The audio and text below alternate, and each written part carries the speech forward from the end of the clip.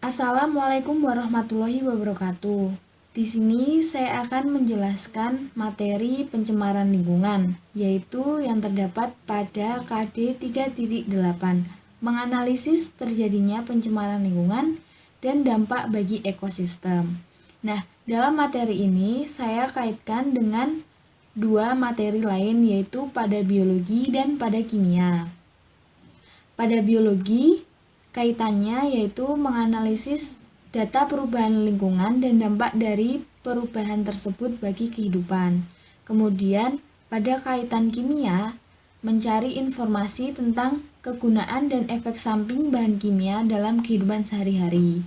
Nah, jadi dalam ketiga materi ini itu saling keterkaitan antara pencemaran lingkungan dengan dampak perubahan pencemaran lingkungan dan juga bahan kimia dalam rumah tangga yang dapat menyebabkan pencemaran lingkungan terutama pada air. Baik, saya akan langsung menjelaskan tentang pencemaran lingkungan.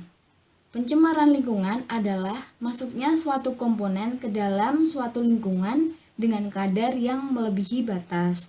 Jadi, lingkungan itu dapat dikatakan tercemar apabila di lingkungan tersebut itu terdapat suatu komponen asing yang melebihi batas normal. Kemudian, klasifikasi pencemaran itu ada 4. Yang pertama adalah pencemaran udara. Yang kedua adalah pencemaran tanah. Yang ketiga adalah pencemaran suara. Dan yang keempat adalah pencemaran air.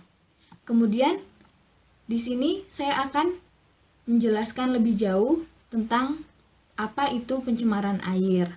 Pencemaran air adalah masuknya atau dimasukkannya makhluk hidup, zat, energi, dan komponen lain ke dalam air sehingga kualitas air itu menurun. Nah, dapat dilihat di gambar yang ada di bawah. Itu adalah contoh dari pencemaran air yang terdapat di sungai. Kenapa di sungai itu airnya tercemar? Karena dari fisiknya saja sudah terlihat ya, air normal itu tidak akan tidak berwarna, tidak berbau, dan juga tidak ada komponen asing yang ada di dalamnya. Namun di gambar tersebut sungainya berwarna coklat kehitaman, kemudian banyak sampah-sampah plastik yang ada di dalamnya. Jadi dapat dikatakan bahwa sungai tersebut itu sudah tercemar. Nah, upaya penanggulangan pencemaran air itu ada beberapa ya. Yang pertama, limbah-limbah industri sebelum dibuang harus dinetralkan dahulu. Kemudian, melarang pembuangan sampah ke solokan atau parit, sungai, danau, dan laut. Kemudian, mengurangi penggunaan pestisida dalam membasmi hama tanaman. Selanjutnya, setiap perusahaan minyak diwajibkan memiliki peralatan yang dapat membendung tumpahan minyak dan menyedotnya kembali. Dan yang terakhir adalah daur ulang. Pada slide selanjutnya, yaitu dampak perubahan lingkungan akibat pencemaran air. Ini adalah kaitannya biologi. Yang pertama, akibat penggunaan pestisida dapat membunuh serangga dan makhluk berguna terutama predator.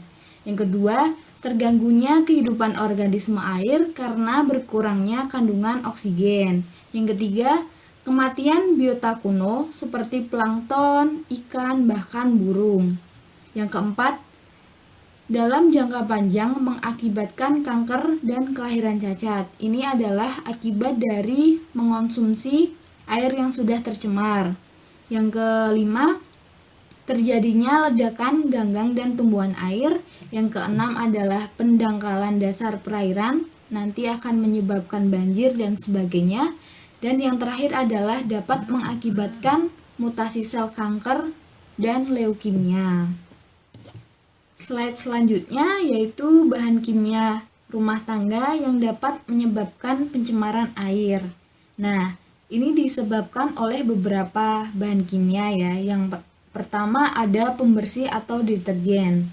Pembersih atau deterjen sering digunakan dalam rumah tangga untuk membersihkan kotoran, misalnya pembersih badan, pembersih lantai, motor, mobil, dan sebagainya. Nah, efek samping dari deterjen ini yaitu iritasi kulit, kemudian merusak mata kalau terkena mata, dan juga merusak lingkungan karena tidak dapat diuraikan oleh mikroorganisme di dalam tanah. Yang kedua ada pupuk. Pupuk sering digunakan oleh para petani untuk menyuburkan tanah. Efek sampingnya juga dapat menyebabkan pencemaran air karena bahan-bahan kimia yang ada di dalamnya dapat menyebabkan eutrofikasi. Nah, yang terakhir itu pembasmi serangga. Pembasmi serangga ini tentunya mengandung bahan-bahan kimia yang apabila dia sudah bercampur dengan air pasti akan menyebabkan rusaknya ekosistem, karena bahan-bahan kimia yang ada di dalam pembasmi serangga tersebut dapat mematikan mikroorganisme yang ada di dalam air. Kaitannya bahan kimia yang ada di rumah tangga dengan pencemaran air itu apa?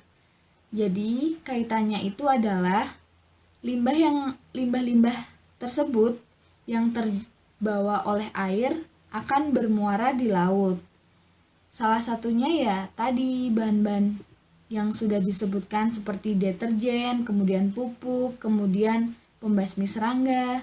Nah, apabila bahan-bahan tersebut sudah berkumpul menjadi satu, hal tersebut dapat memicu terjadinya eutrofikasi.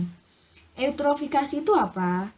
Eutrofikasi itu suatu fenomena perairan yang menjadi terlalu subur, sehingga terjadi ledakan jumlah alga dan fitoplankton yang dapat menghambat masuknya cahaya ke dasar perairan, karena banyaknya ganggang atau alga yang ada di atas perairan laut itu menghambat masuknya cahaya.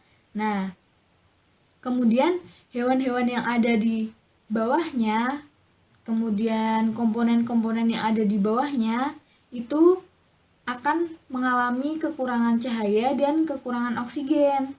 Dampak buruknya dapat menyebabkan kematian ekosistem air yang sangat besar. Jadi, kita sebagai manusia harus dapat menjaga lingkungan kita supaya tidak tercemar. Karena apa? Apabila sudah tercemar, itu juga akan mengganggu dalam kehidupan manusia. Nah, sekian materi dari saya. Apabila banyak dan kurangnya, saya memohon maaf yang sebesar-besarnya. Wassalamualaikum warahmatullahi wabarakatuh.